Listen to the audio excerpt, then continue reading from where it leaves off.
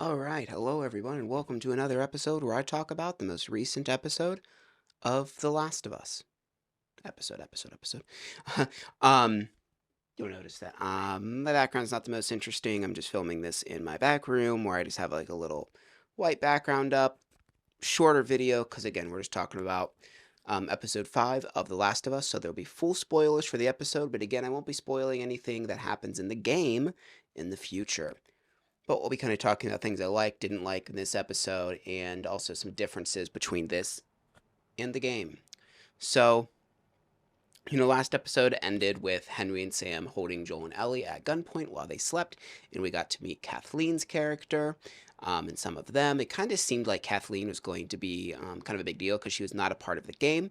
Um, but that kind of ended up not being the case. We'll get to that, but it did kind of surprise me there. We start the episode kind of following Henry and Sam shortly up before they meet Joel and Ellie. Kind of we see why they wanted them. They saw Joel basically taking down the people from the resistance group. And so they saw them and they're like, we don't, Henry basically can't fight. And so he wants someone that can fight. So he sees Joel and knows that Joel can fight. So he basically makes a bargain with Joel saying, I know how to get out of the place. I just can't fight my way out because I'm not good at fighting. But you seem to be real good at that. And Joel is real good at that. So Joel eventually agrees to help them out. Kind of like a mutual, like, kind of thing there. So, the first part of this episode wasn't super interesting. I don't even know if the flashback was really that necessary for Henry and Sam, like where they're staying at. Like we already kind of saw that. But one big thing that was different was that Sam is deaf in the show. He is not deaf in the games. And I guess the actor that portrayed him is actually deaf in real life, which definitely added an interesting dynamic to it. In a world where monsters can only really find you by the noises that you make, well, at least the actual clickers themselves, and not knowing the noise that you're making is kind of an interesting concept. Like we see, like, Henry has to kind of stop Sam when he's going into the room where Joel and Ellie are sleeping because of the glass that Joel put down in last episode. He doesn't hear it, and Henry has to tell him, like, it's noisy, and he's like, oh, okay. But I did really like the dynamic between Sam and Ellie. I thought that that was really cute. It is that way in the game kind of as well, but there's an extra kind of like almost like she felt almost like it's his mentor because he's younger, I believe, in the show than he was in the games as well. And the fact that he is deaf, Ellie kind of trying to learn from him, trying to communicate with him, and then him, of course, kind of learning from Ellie. They kind of bond over some comic books and stuff like that. So I thought that was really kind of cool interaction in that kind of thing. So it was nice to see that. Then we get to like the big part of the episode. Well, I should mention there was a really cool conversation that Joel has with Henry, where Henry's able to tell that Joel's a dad, even though Joel tells him that he's not Ellie's dad. Because they have this whole thing, and you find out why Kathleen hates Henry so much, which is also different than the game. And maybe a little bit complex. I've seen some people saying online that they liked it, some people didn't. I kind of like it because I like kind of like the connotation of it and kind of like what it makes you think about. But the reason Kathleen hates Henry is Henry was part of her group because they were trying to revolt against Fedra, where he ended up being like a rat basically and gave away Kathleen's brother because I don't know if it was Fedra, I forget, but basically Sam had leukemia and needed medicine to help heal him, and the opposing enemy forces had the medicine and said, we'll give you the medicine if you give us like this leader, which I guess was Kathleen's brother. So he gave him them, they killed him, and so that's why Kathleen hates Henry. It is a little complicated, like when you say it, but like the story I felt like explained it in a way that felt good, but um, all of this to basically say that Henry is confused if he's actually the bad guy or the good guy. Because he did an awful thing and he did it for good intentions, but just because you do an awful thing for good intentions, does that not make your awful thing an awful thing? And that's what the games, especially the second Last of Us, they're really good at asking those type of questions. So I kind of like that the Last of Us Part 2 vibes being injected into Season 1 of The Last of Us, for sure. And I mean, it was in the first game, but just more so in the second. But then we get to like the big action set piece. They go and there's a house and this they escape the Subers. So Henry's plan works and there's no clickers down there. And they get to a house and there's a sniper in the house and Joel eventually sneaks around, ends up having to kill the guy. Find out that he was working for the he's working for a Kathleen, and says, I'm holding him back. He hears it through the walkie-talkie, like she says, just wait a little bit longer. And so Joel picks up the sniper rifle, and the whole team comes, and they find Henry, and they find Sam, and there's some interesting dialogue between Henry and Kathleen. He's like, "Look, I'm sorry, please don't hurt the kids," and Kathleen's just literally like, "Nope." Sam is with you, so that's not going to work. And Ellie, I think she calls her by name because she doesn't know who Joel and Ellie are, but the girl is with the guy that killed the other people, so I'm not going to let any of you go. She's like, "I know the reason you did it. I understand why you did it." And she even makes the comment, "Did you ever think that Sam was just supposed to die?" That was kind of an interesting piece of dialogue because it's almost like she's like, "Do you think maybe it was fate?" And then there's the end of the episode, so I guess we can tie back into this, but I thought that was kind of an interesting piece of dialogue for her to say. "Did you ever think that he was supposed to die?" I'm like, I don't know. I just found that kind of interesting in the way that this world works, and that to kind of almost bring up, like, do you think it was just fate and that you're tempting fate? I found that interesting.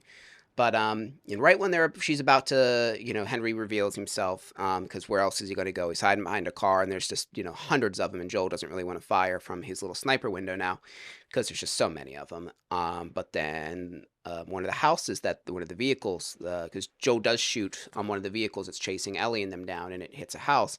What causes an explosion? The whole ground opens up, and hundreds and hundreds of clickers and runners, all of the cordyceps thingies come out and start bum rushing them, and then you get to see a bloater. That was really cool. Big, disgusting cordyceps monster thing. You get your big monster moment, and he's kind of chasing down this real grisly scene where he just rips. His name's escaping me, but Kathleen's like best friend, or like right hand man, he just rips his freaking head in half. But after some battling, there's some cool scenes there. Kathleen makes her way up to the house, and Henry, Sam, and Ellie are all finally getting to run to the house where Joel is, and she stops him at gunpoint.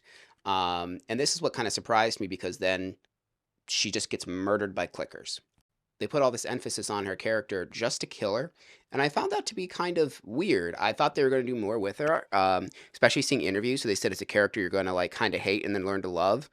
Well, 2 episodes isn't very long to really get to know and like a character, so it just really kind of felt like that whole side plot line ended up being throwaway because of how fast she entered and how fast she left. Like they killed like all of them, the clickers did.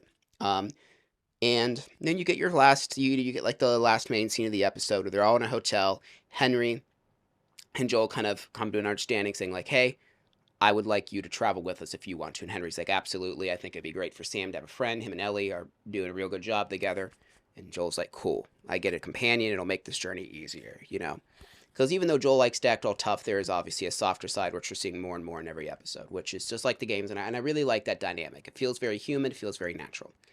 And then Ellie and Sam are in the other room, and, they're kind of talking. This is the kind of point, because of the different things they changed in episode 3, I was really wondering, I'm like, because in the games, Henry and Sam die. And I was like, I wonder if they're going to change that in this, because, her and Sam are talking back and forth, and then Sam, like, asks the question. He has, like, a little board he writes on, like, "Are you still you, like, inside and you become a monster?" Ellie kind of doesn't know to answer, and then he shows that he has a bite on his leg. And so Ellie cuts, she says that her blood heals things, because she probably thinks it does because she's immune. So she cuts her hand and puts her blood on the wound. He asks her if she'll stay up all night with him, and she says yes. Well, then it cuts to she fell asleep in the chair, and he's sitting looking out the window. So she walks up, and she's like, saying his name, but he can't hear her.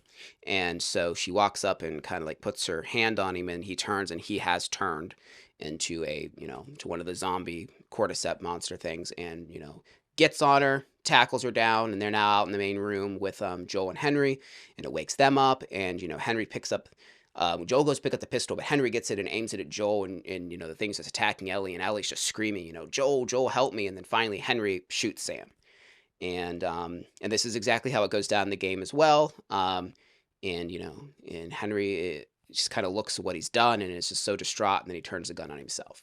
Um, I will say I found that to be a little more I mean, it's a very disturbing thing, obviously, but the way it was done in the show felt even a little more disturbing than the game, because in the game, it just cuts to black, and I think there's, like, a time jump, where in this one, like, you just hear, like, Ellie just do this kind of, like, wince and just kind of focuses on her face. You don't see him actually do it. You see him point the gun, and then it cuts to her face, and you just kinda see her look of shock, and you just hear Joel just lightly go, "Oh my god," like, in the back, and it's a very disturbing feeling moment. The way it was filmed was really expertly filmed, and it just, because, I mean, showing something like that doesn't help. You don't want that. It's more horrifying to have it happen off camera and see another character's reaction have it happen in front of them.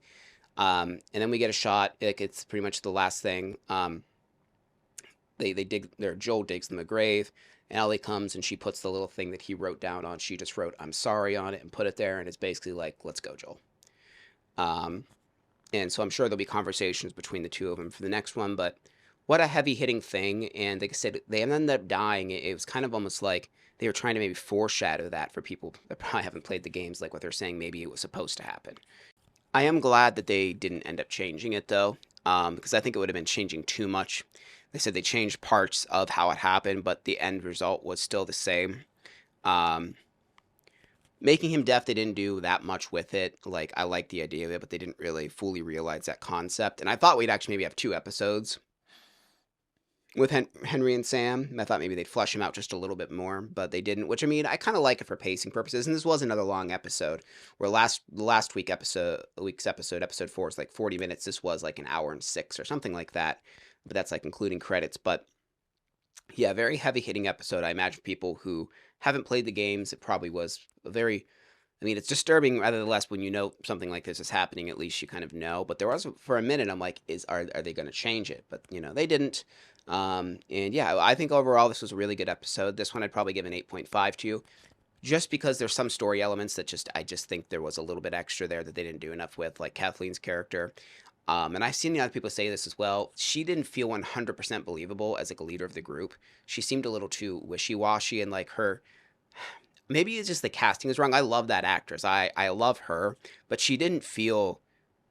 I don't even know. I don't think they were trying to make her feel menacing, but she didn't feel like the kind of person that would make those difficult decisions, and neither did her partner. Peter, I forget his name, but because like he would do like whatever she said, but you could tell he was just kind of like, I don't want to, but okay, I'll just go kill all of these innocent people, because that happens. Like, I mean, who's innocent, who's not? That's another question. But overall, what did you think of the episode? I thought it was really good. Not as good as the first 3, but I did like it better than last week's episode because we got some really good action. And of course that gut wrenching scene at the end. But yeah. Thank you very much for watching, and I will see you in the next episode.